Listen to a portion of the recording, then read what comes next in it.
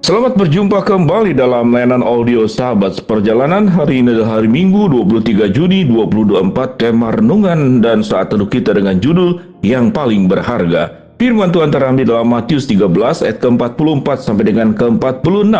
Hal kerajaan sorga itu seumpama harta yang terpendam di ladang yang ditemukan orang, lalu dipendamkannya lagi. Oleh sebab sukacitanya, pergilah ia menjual seluruh miliknya, lalu membeli ladang itu. Demikian pula hal kerajaan sorga seumpama orang pedagang yang mencari mutiara yang indah. Setelah ditemukannya mutiara yang sangat berharga, ia pun pergi menjual seluruh miliknya, lalu membeli mutiara itu. Mari kita berdoa.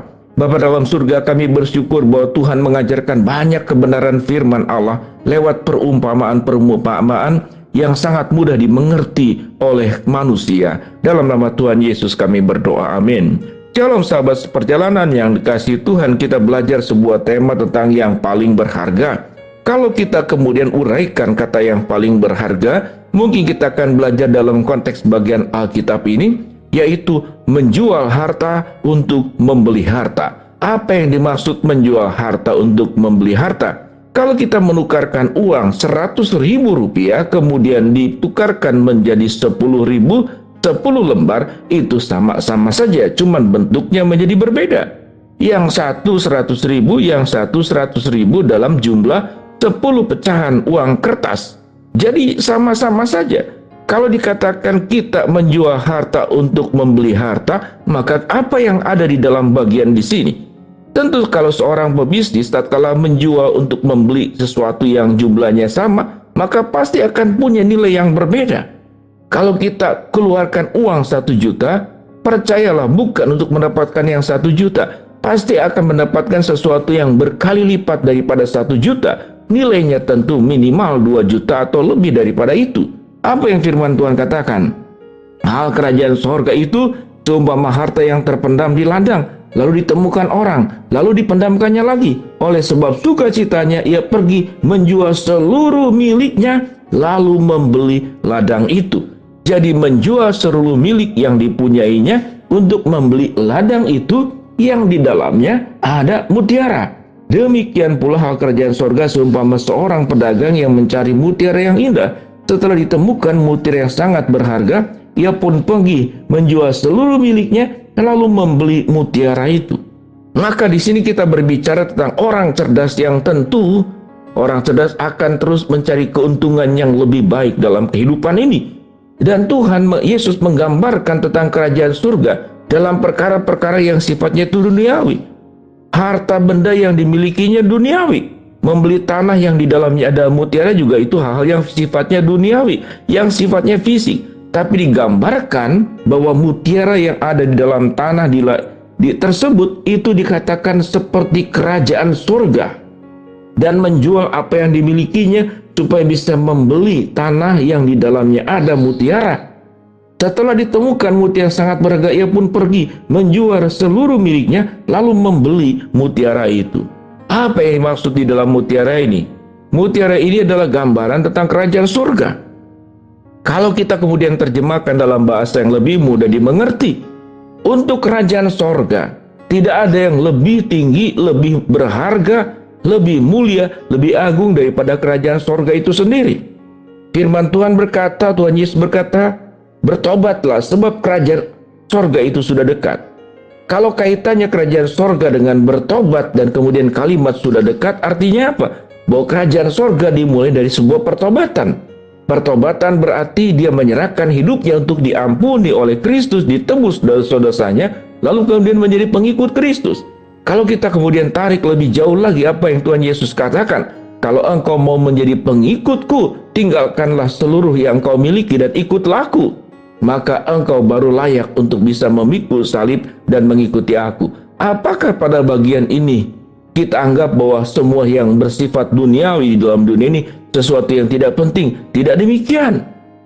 Kalau tidak penting, tidak mungkin Tuhan memberkati orang dengan berkat. Tuhan akan limpahkan panjang umur, Tuhan akan berikan tanah perjanjian. Bukankah itu sifatnya semua duniawi? Tanahmu akan berlimpah susu madu, tanahmu akan penuh dengan anggur-anggur yang subur. Bukankah itu berbicara tentang berkat-berkat jasmani? Bagaimana Allah kemudian memberkati Abraham dengan kekayaan, Ayub dengan kekayaan, Salomo dengan kekayaan, Saul dengan kekayaan. Bukankah itu hal-hal yang duniawi? Tetapi hal yang jauh lebih penting dikatakan adalah kerajaan surga yang dilambangkan dengan mutiara. Jangan sampai tatkala kita mengejar semua perkara yang ada di dalam dunia ini, kita melupakan kerajaan surga. Jangan sampai kita mengejar semua yang ada di dalam dunia ini, kita lupa bahwa semua yang ada di dalam dunia akan terlepas. Sementara yang tidak akan terlepas dalam hidupmu, yaitu engkau ada mutiara di dalam hidupmu. Dan mutiara itu adalah kerajaan sorga. Dan mutiara itu dimulai dari pertobatan. Dan mutiara itu dimulai juga dari sebuah kehidupan. Bagaimana bisa menilai apa yang paling prioritas, apa yang utama dan tidak utama? Dalam Injil Matius dikatakan, kalau engkau mengumpulkan harta di bumi, memakan ngengat dan karat dan akan merusakkannya dan pencuri akan mencurinya. Tapi kalau engkau mengumpulkan harta bagimu di sorga, ngengat dan karat tidak merusakkannya dan pencuri tidak bisa mencurinya. Apa itu harta yang di dalam sorga? Gambarannya, kaitannya sangat dekat dengan perumpamaan dalam Matius 13 tentang mutiara. Dan harta milik yang dipunyainya dijualnya untuk membeli tanah yang di dalamnya ada mutiara. Sahabat seperjalanan, ingat baik-baik. Semua yang kita kejar, kalau kita tidak memaknainya dengan kerajaan sorga, kita tidak memaknainya dengan pertobatan, kita tidak memaknainya semua yang kita punya apapun bentuknya, hanya buat kemuliaan Tuhan. Kita boleh kaya, tapi kekayaan kita buat kemuliaan Tuhan. Kita boleh mengejar apapun, tapi semuanya adalah untuk kemuliaan Tuhan. Apa yang kita punya dikembalikan untuk kemuliaan Tuhan. Bagaimana caranya? Yaitu bekerja melakukan segala sesuatu dengan cara-cara benar, menggunakannya dengan cara-cara benar, mengelolanya dengan cara-cara benar. Sewaktu engkau kaya, jangan menindas mereka yang lemah, jangan menghina mereka yang miskin. Engkau kemudian bagaimana tatkala engkau diberikan kelebihan, sebagaimana Matius pasal ke-25, kalau engkau sehat, uruslah orang sakit. Kalau engkau lebih, berbagilah kepada yang kurang. Kalau engkau berhikmat, engkau pandai, ajarilah mereka yang tidak pandai. Itu yang dimaksud. Segala apa yang kita punya, semata-mata kita kembalikan untuk kemuliaan Allah. Kita tahu dengan jelas, kita terlahir telanjang. Pengkhotbah mengatakan pulang pun tidak membawa apa-apa.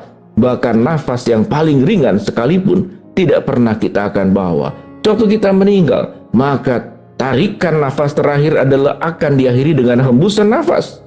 Sehingga orang meninggal disebut dengan menghembuskan nafas untuk yang terakhir kali. Bukankah setiap hari kita tarik nafas dan hembus nafas?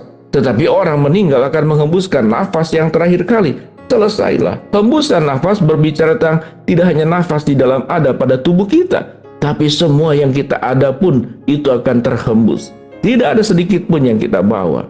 Sehingga waktu kita diberkati oleh kekayaan, ingatlah baik-baik, engkau jangan sampai melupakan ada hal yang lebih berharga, yaitu mutiara yang di dalam tanah yang lebih berharga dari harta benda apapun yang kita miliki. Sehingga perumpamaan ini berkata, sewaktu kita menemukan mutiara itu, kita menjual seluruh harta milik kita untuk membeli tanah dan membeli mutiara itu.